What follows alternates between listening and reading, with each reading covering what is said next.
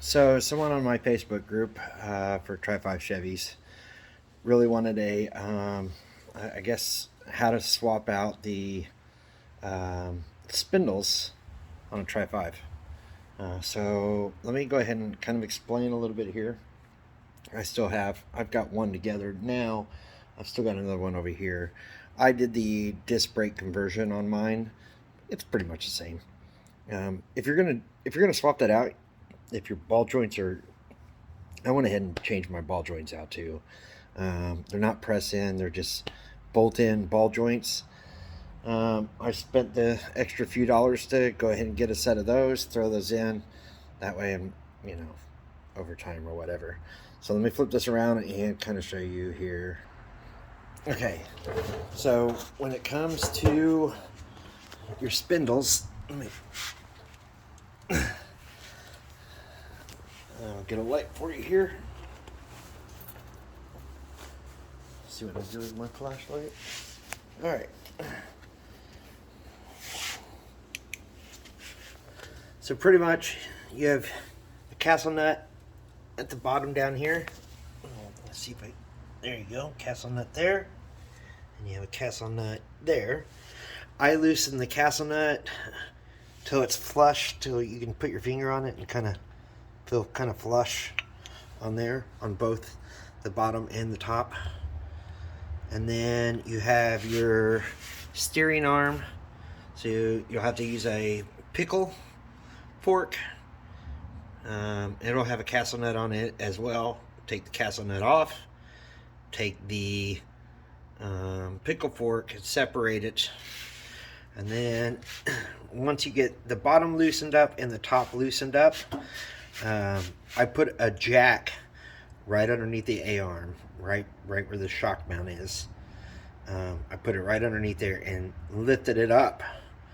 So you want to get it to where it's almost lifting the car off the ground.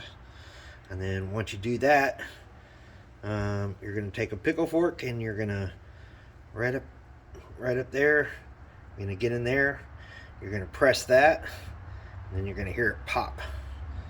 And you're going to the bottom you'll have to put a pickle fork down into the bottom one here, and you'll hear it pop. Once those two pop, your spindle will be loose. Make sure that your jack is underneath that and getting pressure on that spring. If not, that spring, you don't want that A-arm to drop out with that spring in there. And then it's pretty much reverse. Like I said, I put new ball joints in there. Yes, I'm missing my grease fill. Ball joints weren't hard to do. It's 3 bolts. You got a top and a bottom that goes underneath it. 4 bolts on that one, or actually 6 bolts. 4 on the top, 2 on the sides. You put the 4 on first, tighten it all up. 2 on the sides go in, tighten those up, and then pretty much put your spindle back in there. Put your castle nuts back on there, and then make sure that you put your cotter pins back on your castle nuts.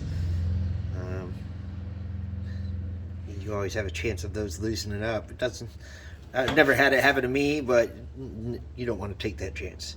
So that's pretty much it. And if you're doing the drop spindles, you'll have 2 bolt holes. Let me see if I can show you down here at the bottom down here. Those 2 bolt holes, this one here, that one there, and that one over there. That's what you're gonna have to take your steering arm off of your drums, or if you get new steering arms, and then you'll have to bolt those in there, and you're actually gonna have to take this entire assembly apart because there's bolts that go through that behind here that they have flush mount bolts. It's not hard to take all this apart, but once you get that done, I mean, it's really not bad. And then run all your brake lines and all that kind of stuff, and you should be good to go. And then I don't know if you're doing disc or if you're doing drums, but if you're used to brakes, you're going to do that castle nut there will be a spacer, and you'll pull all that, and the whole thing will come out once you take your caliper off. There's 2 bolts on the back side. Slide your caliper down. It's not that bad. I did all this with no power tools or anything like that. It's not, I mean, literally it's not that bad at all. So, and this is my first time doing it on this kind of car. So if you have any questions, let me know. Like I said, I'll show you this one more time down here. So there's your, let me get my phone here. There's your castle nut down there. And then there's your castle nut there. Like I said, you're going to take a pickle fork, put it in there, and then separate it. And you might have to hit on it pretty hard, like I had. I used a decent sized hammer. One second here. When I did mine, I used a good sized hammer to hit it, and I used a small pickle fork. Let me, yeah, pickle fork. It's not that bad.